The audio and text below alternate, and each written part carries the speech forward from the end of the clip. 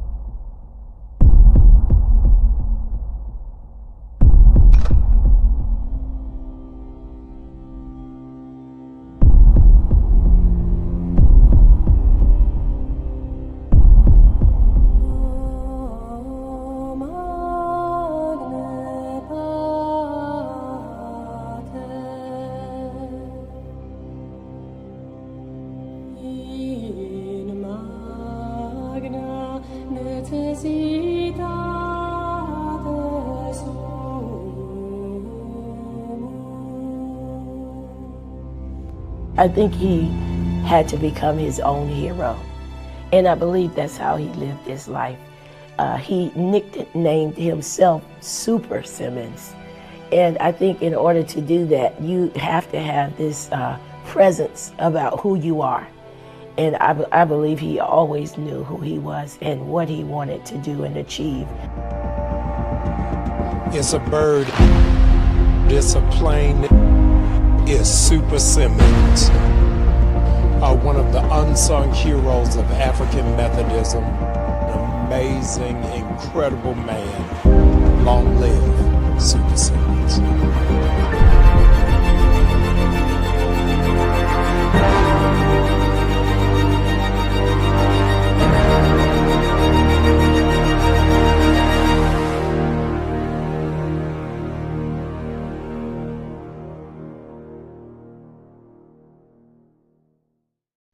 I hope you enjoyed the sneak preview. I want to thank you from the bottom of my heart for helping me to celebrate my father's life and his legacy. This QR code will take you directly to the film.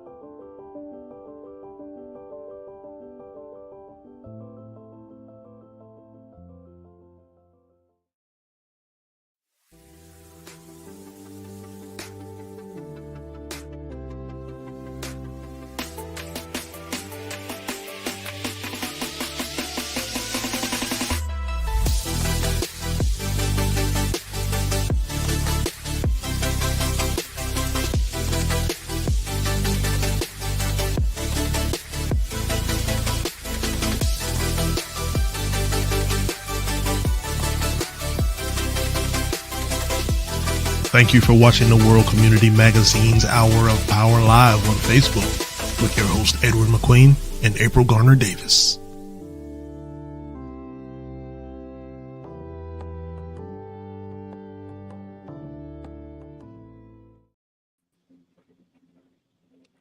Good evening. I'm your host for today's program as usual, and of course, Ms. April Garner Davis, co-host, and I want to tell you who the person in the middle is, but I also want to give you a little bit about how we met her. she is the Miss Rose Simmons, and she's the daughter of.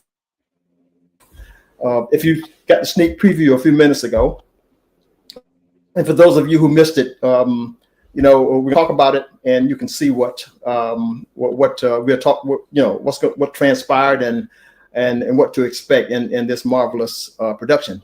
Ms. Simmons, who in the middle, who is the daughter of the late Reverend Daniel Simmons, and the director of the preview of what you just saw was One Last Breath. It's a documentary on the life of her father, Reverend Daniel. Help me out. Reverend Daniel Simmons. Yes. And he was one of the victims of, after saying this, I'm going to let it go. He was one of the victims of the Emmanuel Nine. And those of you, if you recall, that was a tragedy down in Charleston, South Carolina. So our discussion with her this evening, our conversation with her, will entail a lot about how she went about having this fabulous production. And it's almost all done by her. She's the director and the producer. So without any further ado, Miss Simmons, how are you doing today? And please give us a little clue on a little bit about your background, and yourself, please. Well, good evening, everyone. And of course, I want to just tell you, Edward and April, I thank you so much for having me on the show. It's always an honor and a privilege for me to have a platform where I can talk about my late father. That brings me a lot of joy, and I thank you for extending that kindness to me. As you said, I am Rose Simmons, and you know, really, people ask me all the time, the question is, how did I do this and so forth? And I always tell people, I'm just a regular person in extraordinary circumstances. So I really had to find that thing within me and rise to the occasion to get this job done. And it's very important for me to do a film about my dad, but I guess we'll dive into that as we go along. Yeah.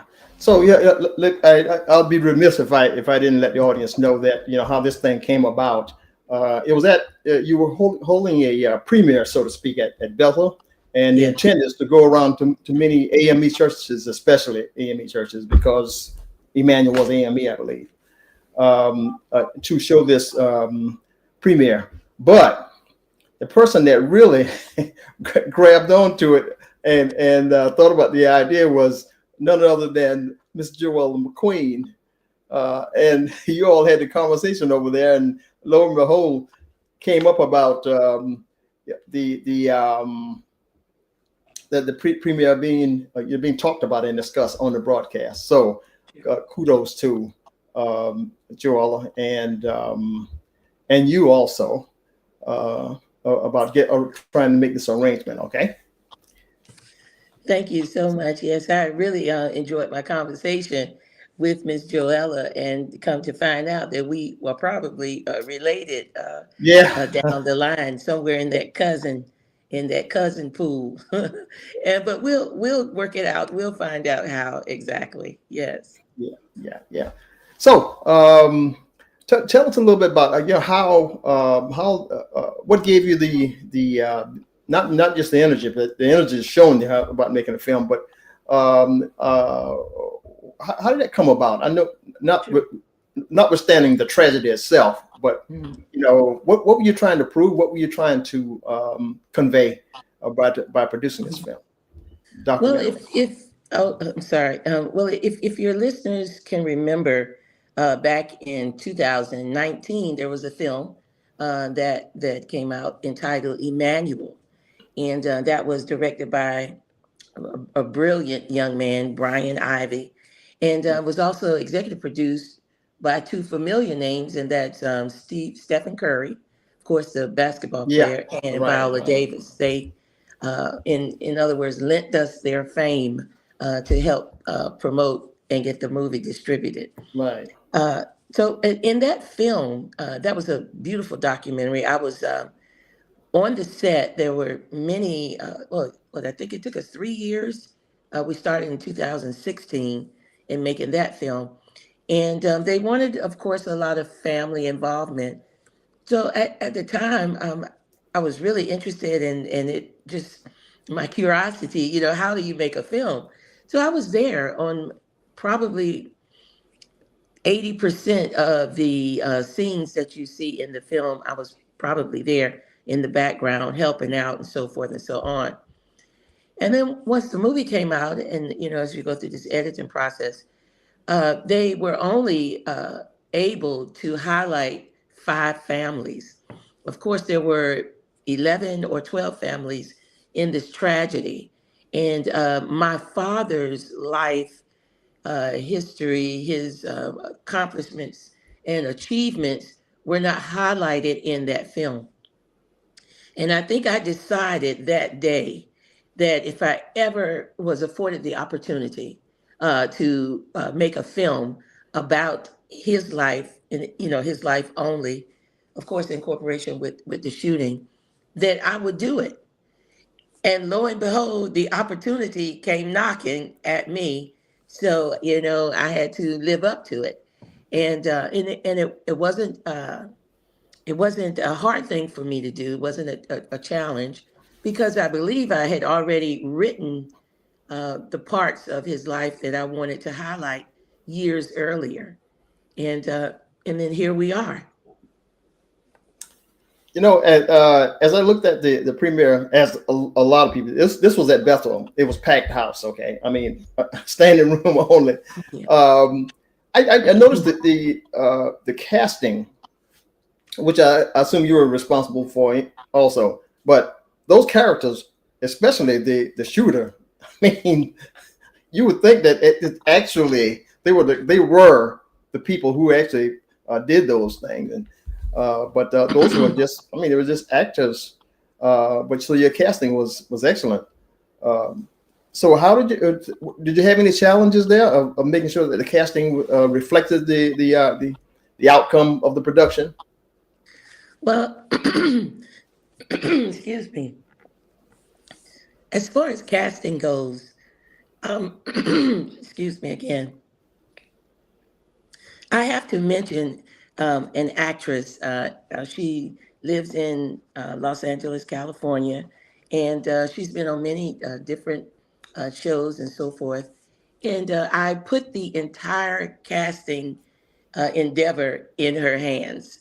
And not only is she a great actress, knows a lot about the business, but she's actually my stepdaughter. Okay. And when she called me, and she had, gotten so many different portfolios, and I told her, I said, "Baby, you are going to have to pick pick those. Don't call me. You got it. This is yours."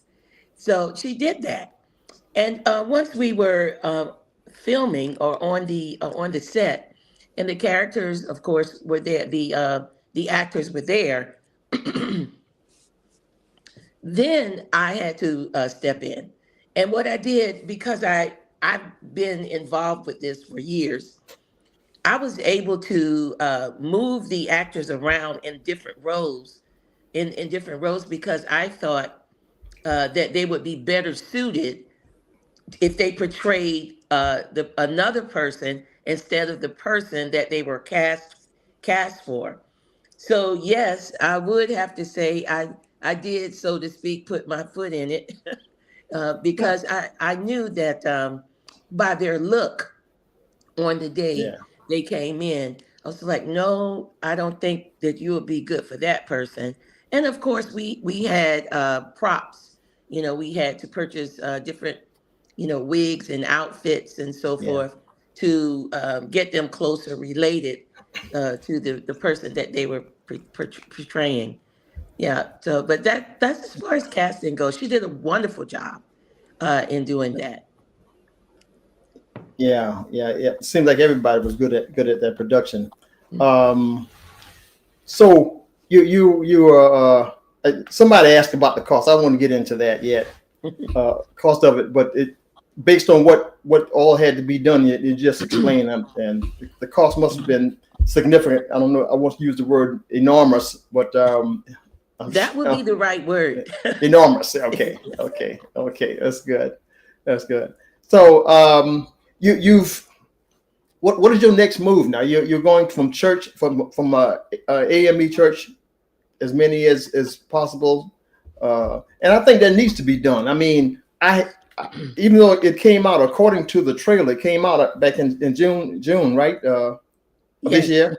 Mm-hmm. And yes. I don't know how it premiered or where it premiered, but I think this seemed to be the appropriate thing to do. What you're doing right now is making sure that the church community, the AME church especially, that sees that premiere. And it worked well at Bethel AME and right here in Conway in South Carolina. As you saw it, it was packed. Okay. And you couldn't have gotten any better than that. You probably needed to lock the doors, but. Well, I think it's a common interest when you talk about what happened on that night, June 17th of 2015. And more, of course, the families and those that are closely related to that incident, we have deeper information, I would say, than the common person. So, everybody wants to know. I think it is their intrigue, and they want to know more. And as far as the premiere of the film, I don't know. I'm having. Okay, give me 1 second. I should have kept that fan on, April. But as far as the premiere goes, we opened in Charleston. I thought that would be appropriate. Yeah. On June the 4th. And I guess I wanted to do it around the anniversary time, but not get, bogged down in too many of the events that they were having, because I didn't want people to have to choose whether or not to go to something or come to the premiere. So I kind of wanted to stand along with that. And we didn't have a big crowd. It was a very small crowd. And I think I said at that point, well, if they're not going to come to me, then I'm going to go to them. Yeah. And I put this plan together, of course, to go around. It was always a part of the plan, but I had to put it in action a little sooner, to go around to the AME churches. Wanted to start with AME. Mainly because these are my dad's peers. These are the people that he socialized with, that he ate with, that he communed with, he had church with on an everyday basis. And who not to go to first than his peers, who could really they could really get into the film and understand him. That was very important for me. They knew him church-wise, but they didn't know him as a family man. And I wanted to make sure I highlighted that as well. Again, it's a good production. So, Miss McIver, I think we owe her a lot in terms of communicating to everyone about the event occurring there at Bethel, among others, I'm sure. Okay, but the film itself. Now, can we go back to when it was done? And people. I know we're discussing it now, but I think our viewers really need to see the story. Need to see the film itself to really kind of grasp how this tragedy. It was so well acted out. I mean, and they need to grasp the tragedy that occurred. And having said that, since there was violence in it, because you depicted it how it happened, what kind of feedback have you been getting from the viewing people about that? Actually, the feedback that I have gotten about this film, I would say 98% is positive, and everybody enjoyed it, if that's the right word, or they were captivated by it. So I've really gotten a lot of good things said about the film, and a lot of people thought that it was probably time. Yeah, this is the right time, for me to have this film because it is the 10th commemoration of the Yeah, shooting. right. Mhm. So if it can, and I'm not talking about the families, because even for me, and just watching that clip, and of course, how many times have I seen it?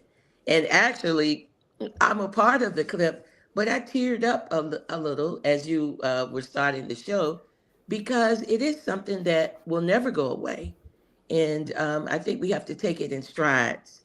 So I've really, and I'm thankful to God for that, that people have embraced this documentary, and I'm so grateful to the Lord for that. Yeah. Piggybacking on a little bit on that, and myself included, is that a lot of people don't know. We can't name all the victims of that, all 9 victims of that tragedy. I guess the tragedy itself, just knowing that there were 9, was enough to mask, the specifics of who were the victims and stuff like that. You get one question came out of that for me, was that you're in production of the film. Do you see that going? Where would you go about it nationally? I know you're in the Low Country now, filming it. I mean, documenting it or premiering it in most of the AME churches. But I'm sure you're going to expand it to all churches, right? Baptists and all, right? That's on the agenda. Yes, it is. It is readily on the agenda. Actually, we were blessed to be at Pastor Jamal Bryant's church last week, where we had over it was probably about 400 people that were in attendance and viewing the film. We've been several places, and I remember when I was working with Emmanuel, I was actually out doing the same thing with that film at police departments, at community centers, at even at I think I did something at a correctional facility or some sort. But yes, we have a list of places that we are intending to go. As a matter of fact, I'm booked at 5 different correctional facilities right now that I will be able to hopefully be able to get to before the end of the year. And I mean, the film goes everywhere. It crosses all boundaries because it tells the story of real people. And of course, this is a world tragedy. And one of my places I want to go, and I just have to make the call and get everything set up, is the Slavery Museum in Europe, over in England. And once I kind of settle down a bit and get a few things in order, I would love to go over there and show the film. Well, hopefully that will happen. Well, speaking of museums, I believe you've shown it already at the Charleston Museum, right? International. I did not show it at a Charleston museum. No. Or not yet? Not yet. But I have a list of all the Black History museums in the United States, and we are working on contacting each and every one of them. And I'm sure that as time goes on, we'll be at one of those museums, or all of them, hopefully. I don't think we'll have a problem with I was about to say that. it. I was about to say that it doesn't have to be Black History Museum. I mean, because it's like you said, it touches all boundaries. Yes, it does. Yeah. So and that was my forte on that. April, you can step in whenever you want to. Well, Rose, first of all, thank you for sharing your story, very personal, very intimate story with the world. And just like you pointed out, even as someone who is not as closely connected to it as you are, someone who watched that trailer for the first time, the depictions were definitely compelling and thought-provoking and emotional in terms of what it conjured up in me as a viewer. And one of the family members of Myra Thompson, Margie McIver, is viewing the broadcast tonight. She's dropped in a couple of comments. And, she says all of the victims have names and families. The unity portrayed by all during the tragedy and aftermath will be cemented forever in the lives and hearts of all. And I think that your production and your willingness to share the story, and even that particular statement, says a lot about what we also want to focus on tonight is the healing power of forgiveness, because it has to come from a very deep and solemn place that she's able to make a comment like that. And you were also able to create a documentary in the way that you did and pour your heart and soul into it, even though you were probably dealing with your grief and your lack of understanding as to why this tragedy even happened. It did require a great deal of unity on the parts of the families and also the community to actually come together to embrace one another, just trying to understand why something and how something like this could happen, but also to kind of, look into the future to see how family members like yourself could get past that fateful day. And so I was reading your press release package, and there were several themes that popped up that I think are themes that we should talk about tonight in relation to, the other layer of why you were inspired to do this type of a film. And those themes are resilience, faith, unity, civil rights, racial equality, legacy, and hope. And you also describe that, this film aims to, in your words, shed light on the complexities of race, faith, and forgiveness in America, and stimulate thoughtful conversations about race, religion, and forgiveness in contemporary America. So as you think about that particular statement in your press kit, and you align it with what is going on right now in America, how would you advise people to look beyond the struggles and the challenges that we have in this society, the tragedies that have unfolded because of, racial disparities, racism, just the violence that comes as a result of people just being hateful towards a particular race? How would you advise people to move towards healing through forgiveness? Well, that's a big answer. So I'm going to just try to unpack it as best I can. First and foremost, love and hate are they're across the spectrum from each other. They can't exist in the same place. So you have to make a choice. You're going to choose to love, or by not choosing to love, you have already chosen to hate. Mm-hmm. And I think that's something that you have to be conscious of within your own self. And honestly, I have to go back to my grandmother who was born in 1914. And my grandparents, they were born in 1895 and 1904. Mm-hmm. So they have lived, these are grandparents mm-hmm. who have lived through racism and racial disparity and all of that in the coming of the America that we have now.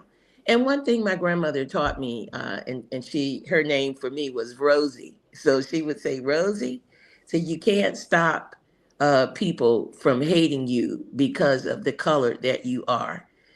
But that doesn't mean that you hate them back. But what it does mean is that you watch out for them. And she taught me to not turn a blind eye or a deaf ear to racism, but not to act back to them in their hatred towards me. And I think that's carried me even in my quest for the Lord, and my quest for Jesus, and my quest for being a better person. And I believe that those are the principles that I stand on. And then there was one other thing that you were asking. I had an answer for, but it'll come back. It'll come back. It will. Yeah. It will. That's that 60-year-old.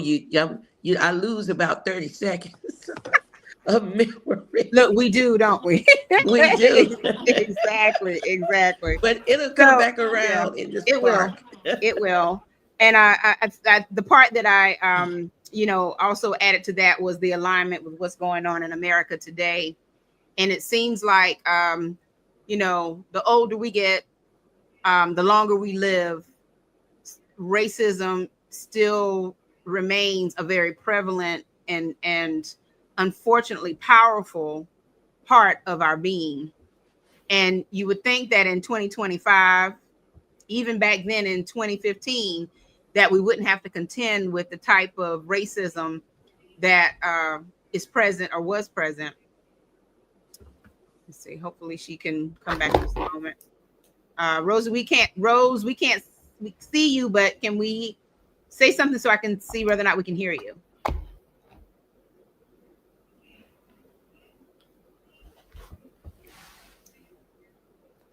She might have lost her connection. I'm going to remove her for just a second. Yeah. Brother Edward, when you were, what was shown at Bethel? Was it the actual film, or was it? Yeah, that actual film. So April, let me say something while we are at that, and I would be remiss if I didn't repeat this. That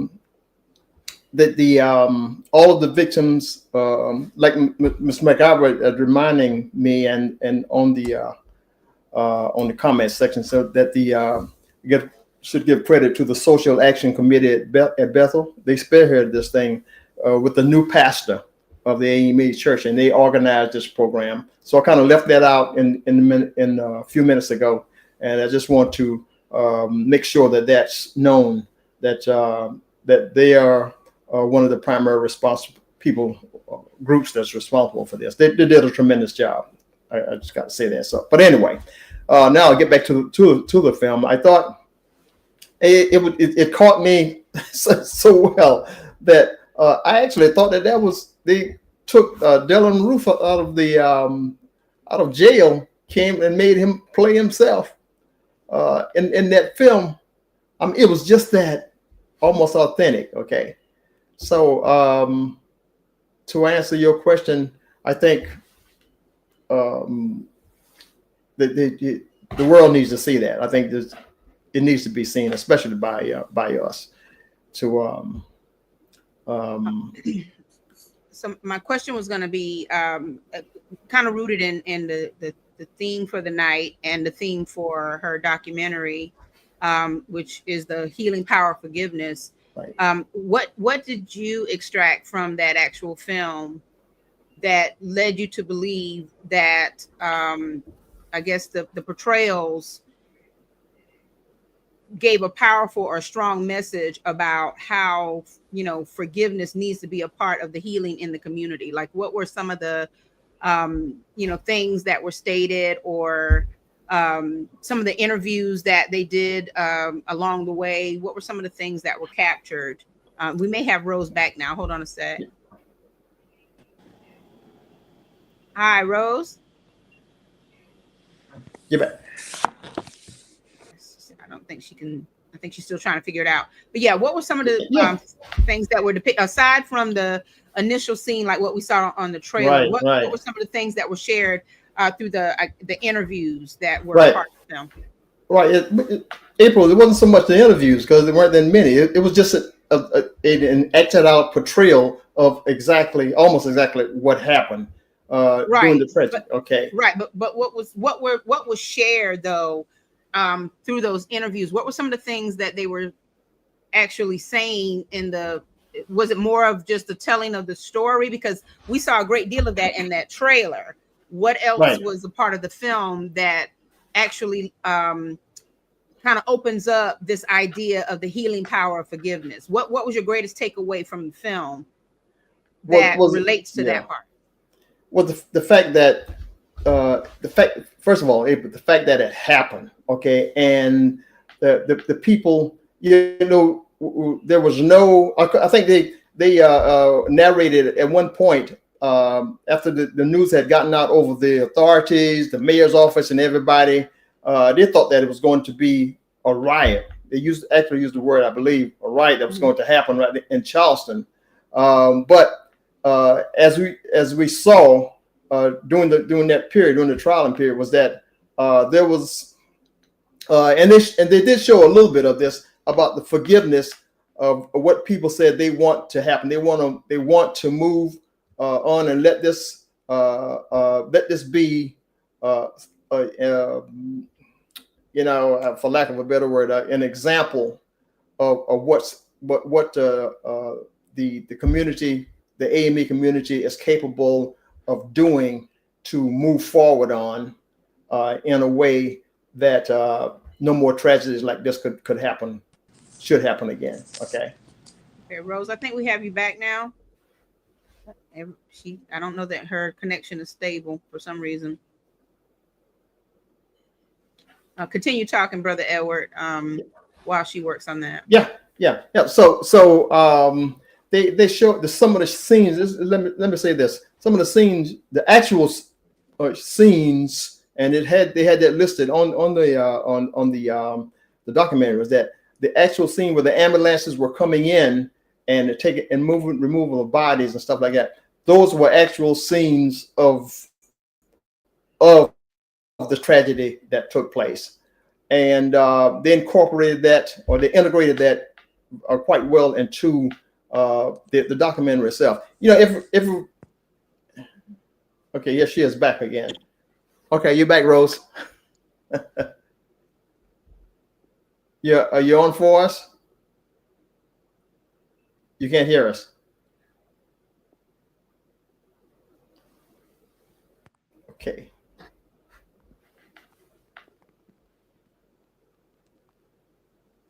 You're good. So, can you hear us, Rose? Can you? Okay, she says she can see and hear us. Okay, but will you say something?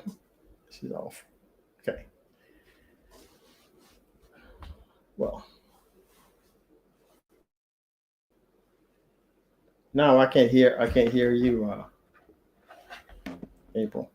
You can continue. You're saying something. I don't know what it was. I was saying you can continue. She Okay. was saying that. Yeah. Okay. Yeah. Hear it now. Okay, Rose, can you hear us? Yes, I can see you and hear you. I don't know what happened. Oh, here we go. Sorry, I'm so sorry. I don't know what happened. Well, we could.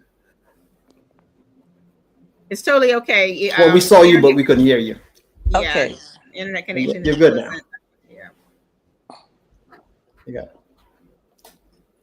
Fantastic. Rose, I was just giving them a summary of what I saw and responding to April's comment and a question about what I had gotten from the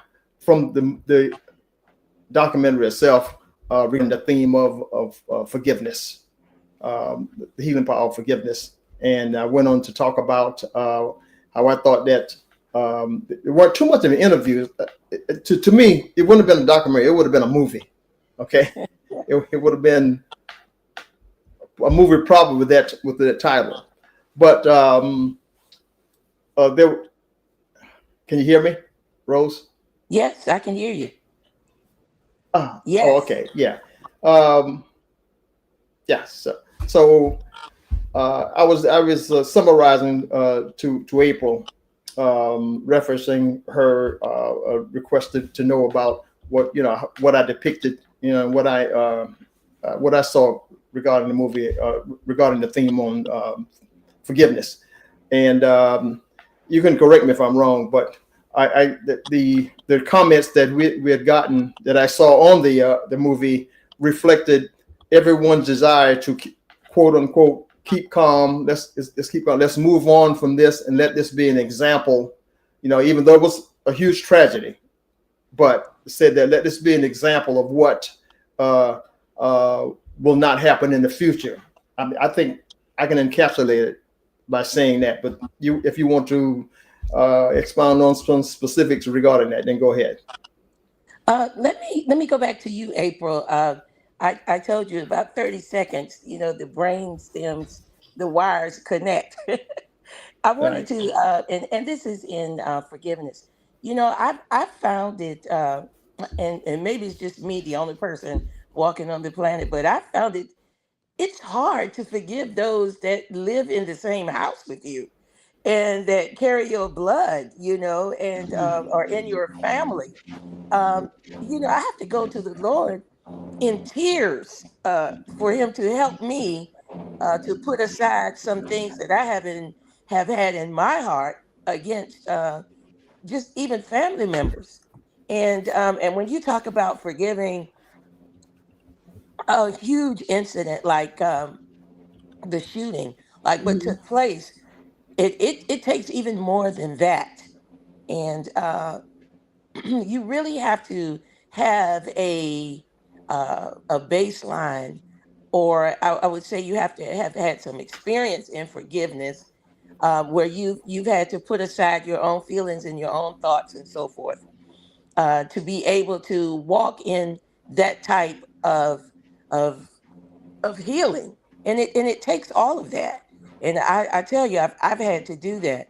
This is not an easy one answer to this question. This is a lifetime of decisions and choices, and making doing things within your own self. I always call it the look in the mirror, the person that's looking back at you. This takes a lifetime to accomplish.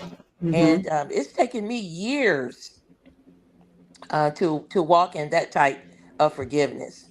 And to be honest, and if everyone would be honest with themselves, sometimes you don't want to. You don't want to forgive the person. But if you're going to walk with the Lord and you're going to allow Him to be inside of your heart, then eventually you're going to have to come around. Yeah. Yeah, it's just the heaviness and the weight of this type of a tragedy. It's hard for anyone to fathom that you can even begin within even your grief process to think about the word forgiveness. But there were so many things surrounding that tragedy that all of the families still had to contend with, not just the actual ceremonial piece of it in terms of laying your loved ones to rest, but then there was the reawakening of the pain of the tragedy as you went through the trial and dealt with the depictions and things that were shared during the trial of Dylan Roof. And so the reason why I really wanted to kind of focus on that part is because in America, we are constantly, as Black people, being asked to forget and to forgive the things that have happened in the past. And I won't even say necessarily forgive it, but just forget it, and this type of a tragedy is something that can never be erased from our minds. It can't be erased from history, no matter who's trying to do that, what attempts they make or whatever.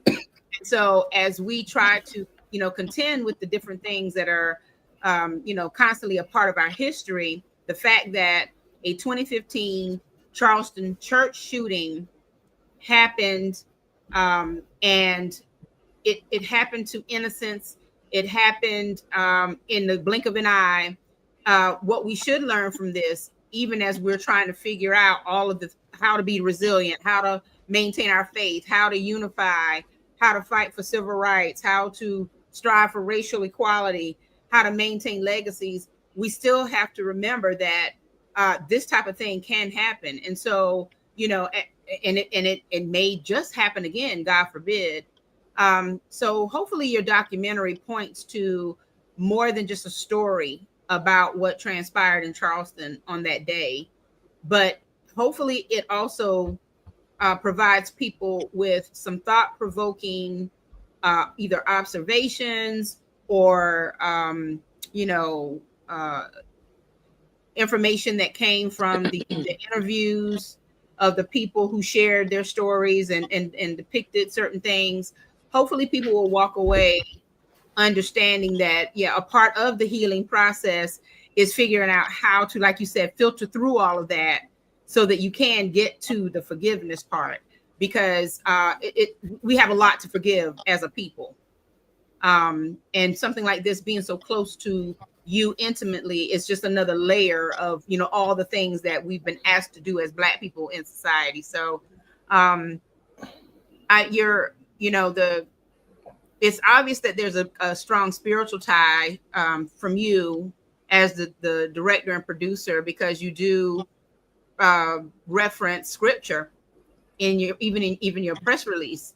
John 15:13, greater love has no one than that one lays down his life for his friends. And that's certainly what a lot of the victims did on that fateful day. And so if you had to share with the viewing audience who's, trying to figure out whether or not this is something that they want to see, because it is, if they saw the trailer, yes, it is a little graphic in nature. If you had to share with them the reason why they should see it, what would be your reason based on the scripture and everything that I've just described? Well, I think you explained it quite well. Greater love hath no man than this, of course. And when they welcomed him into the Bible study, and they, I'm sure they were, had one eye peeled and were thinking, is this right or not? But they chose love, and they went on with that, and that was enough for them. And I think that what people need to understand about what happened that night is it honestly, it did start out with love, and that's with the 9 victims. Now there were actually 14 victims, but 9 were fatal. And the other 5, they were unharmed physically, but scarred for life for being in that situation, the survivors. And I think when you push the word forgiveness, for me, I have to break it down. And the first thing about forgiveness for me is detaching. It helps me to detach from that person or that thing that everywhere they go, then I'm going. Whatever they feel, then I'm feeling. Whatever that pain was that came because of that, then it has a lifeline to me because I'm still attached to it. By no means am I saying that I forget, because I will never forget what happened to my father and the other victims in that room. But I think in order to get in a place of power, you have to you have to do this plus and minus thing. You have to say, okay, this is positive, so I'm going to carry that with me. Okay, this is negative but necessary. Then I have to compartmentalize and put it in a place where it won't pull me. It won't pull me into negativity, but I can take those things that are negative about it, filter it in with my positive things, and then I will have more control, over those type of things and feelings and so forth and so on. Because as I said, we have to live in this world, and you've brought up some great points about what's happening today. I'm not super political. I listen, I turn the TV off, I listen, and I turn the television off. But there are a lot of things going on today that really, some of the things taking us back to the 60s, back to the actual civil rights movement. And that's what some of these politicians want to do, but they won't do it. They can't do it because we are powerful as a Black people. And that's why we need to educate our young people. And one of the things I think in making this film and the takeaway is we have to preserve our history. We have Yes. to preserve it, no matter how bad it is, no matter how much it, as you said, and the documentary is a bit graphic, but that's what happened. That's what happened. That's what happened. And honestly, I have footage on the floor, as we say in movie land, that's not in the film. That's more graphic than of course what you see, because I wanted to depict exactly what happened and show the heroism and the people as they gave of the love from their heart to that perfect stranger, and then what he decided to do to them. Such a stark in contrast. Yes. But still, we must know the truth, and then that way we can build from it. Yeah, absolutely. So I want to let those of you who joined the broadcast after we began, I want to show the actual flyer from the press release, One Last Breath, the Reverend Daniel Simmons story. And of course, this hit theaters in June and streaming platforms in June. We did have one person, thank you, Valerie Weaver, for watching tonight. She wanted to know how she could see the actual film. And so if they scan this QR code, will they be able to view the film? If they scan the QR code, it will take them directly to the film. Yes. Awesome. Awesome. So we'll leave that up for just a moment. If you'd like to go ahead and scan this, if you're not viewing from your phone, you can certainly go straight to the film. And I plan to watch it myself. And so, this has been a fantastic conversation. And I'm sure that it took a lot of heart and strength and patience with yourself, grace and anything else that you needed to pull from the Almighty in order to even get through the idea of doing this documentary. Can't wait to see it. If it's as good as the trailer, I'm sure it will leave us breathless and really thinking about what we need to do in order to, remember and commemorate, but also prepare ourselves, not only for what could be the inevitable, but also prepare ourselves for the healing process should something like this happen again. So thank you so much, Rose, for being with us tonight. Really do appreciate it. And there's a lot of comments about forgiveness. Mary Skinner Jones, thank you for sharing with us. Because that is a really big theme for this entire film, and just for everything that's surrounding this incredible situation that happened. So yeah, thank you so much. We really do appreciate it. And again, you can scan this QR code in order to you can watch the film.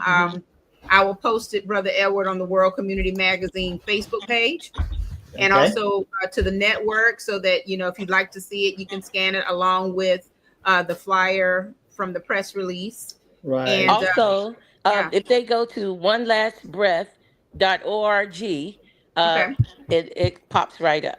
Awesome. Awesome. All so right. Brother Edward, you want to wrap that up?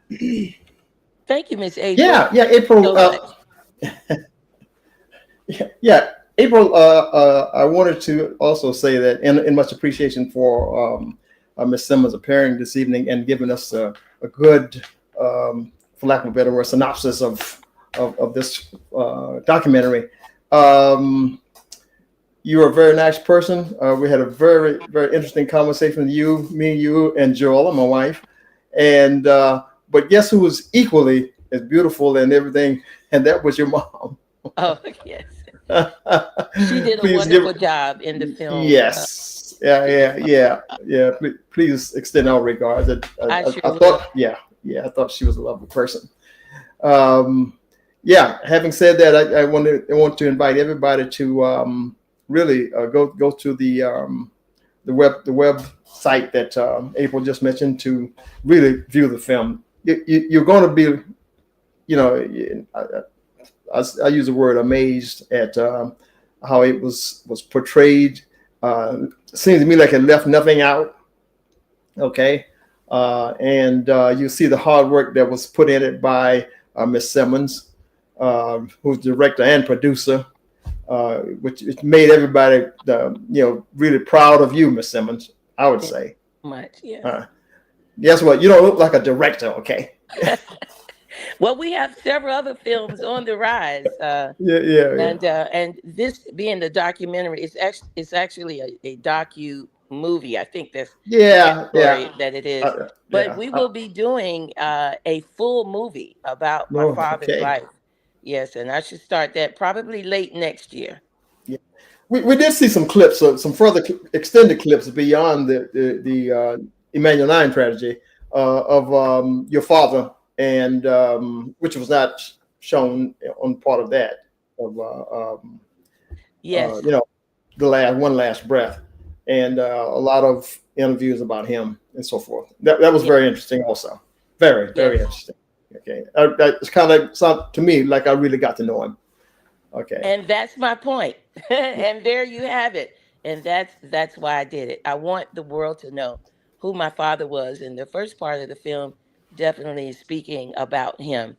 And as I said, his life wasn't depicted in the other film, and I wanted to make sure that the world knew him and what he had achieved and how he was the champion of everyday life. Hey, and guess what? You're right there in Mullins, right? That's where it was, right? In Mullins. That's right, in Mullins, South Carolina. Okay. Yes. All right. So listen, we thank you so much for making your appearance on our program. And again, when you move forward with your marketing the film, I'll use the word marketing, and that hopefully everybody can get an opportunity to see. Okay, that's something that we should not forget. Thank you so much. Yeah, you're welcome. Thank you both. I appreciate you. Thank the audience, everyone. God bless you all. Bless you and Godspeed. Thank you. Thank you so much, Rose. Right. So, yes, that was great. I definitely will be watching that film, make some time over the weekend so I can really take it in and hopefully, and I will share it with others to watch as well. So, just want to make one last announcement before we roll out. As we mentioned a couple of weeks ago, the Gullah Geechee Community Day Trip that is coordinated by Marjorie McIver is Saturday, September the 13th. This is the day trip itinerary, has been posted on social media, and there are, I believe, 10 seats left on the bus. So if you are interested in being a part of this wonderful day trip, you definitely want to be in touch with Miss McIver. There are 10 spaces available on the bus. If you're going, you must get the payment for youth and or adults to Ms. McIver by Wednesday evening. So that's tomorrow evening. It's $40 for adults and $30 for youth. This includes breakfast biscuits and juice, lunch, and a snack pack. So this is a great trip. They're going to not only visit a few sites in the Georgetown area, but they're going to go to Brook Green Gardens for the Gullah Geechee Festival. So it's a full day trip. You're going to be good and tired when you get back home. Yeah. My understanding is there's going to be a parade there, I believe, at the Brook Green Garden. Yeah. Yeah, they're going to do a Junkanoo parade. Yeah. Man, yeah. I tell you.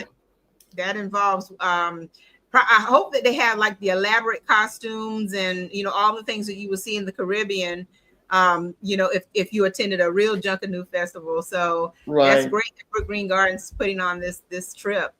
And so here's the information. If you want to be in touch, 10 seats left, must turn your payment in tomorrow. Phone number here and email address. Probably best to just, send her a text or give her a call real quick to let her know if you are interested in securing one or more seats for this particular trip. So, Brother Edward, that's all I have for this evening as far as announcements and anything else.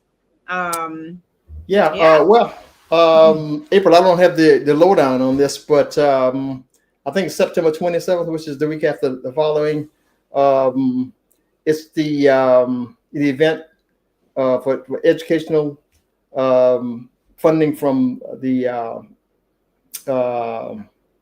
It's not the Whittemore Alumni Association, but it's an event. I don't have the papers with me, but you can. It's going to be held at Cherry Hill Church. Mm-hmm. And I want to put it in. I mean, nobody called to let me know anything, but it's being organized and labored by Miss Edna Bellamy DeWitt and Miss Valerie Skipper. So looking forward to it. Sorry we can't explain any more than that, but next Tuesday we'll give you some real lowdown on it. So if they're looking and they want to send an explanation, then I think we can accommodate them on that. But they got to hurry up. So, I've found a posting here. Is this what you're talking about? Yes. Okay. Yes. All right. Okay. The Friends of Higher Education present Standing on Strong Shoulders, a scholarship fundraiser, recognition program, and dinner, honoring the founders and leaders of the Whittemore High School Alumni Association for their tireless efforts to fundraise, advocate, and support scholarships for higher education. It's September 27th at 4 p.m.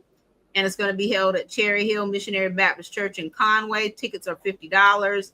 Dinner will be served, and special guest speaker is Rose Rock, mother of actor comedian Chris Rock, and she is a motivational speaker, author, and a member of the Gullah Geechee culture.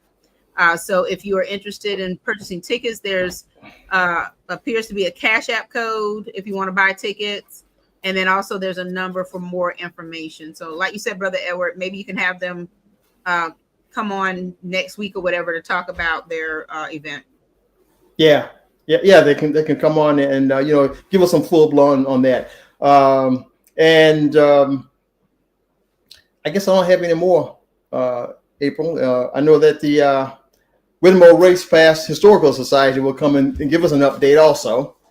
Dr. Cheryl Moore Adamson. Is that what's happening next week? Well, they'll come on and give us they'll come on next week and to give us an update on some new developments of what's happening. It's some critical elements on what's happening with their projects and so forth. Impacts the community. So it's going to be an update. I was asking if they were going to be our guests next week. Just for a blurb, they will be on. Okay. Okay. Yeah. All right. Okay.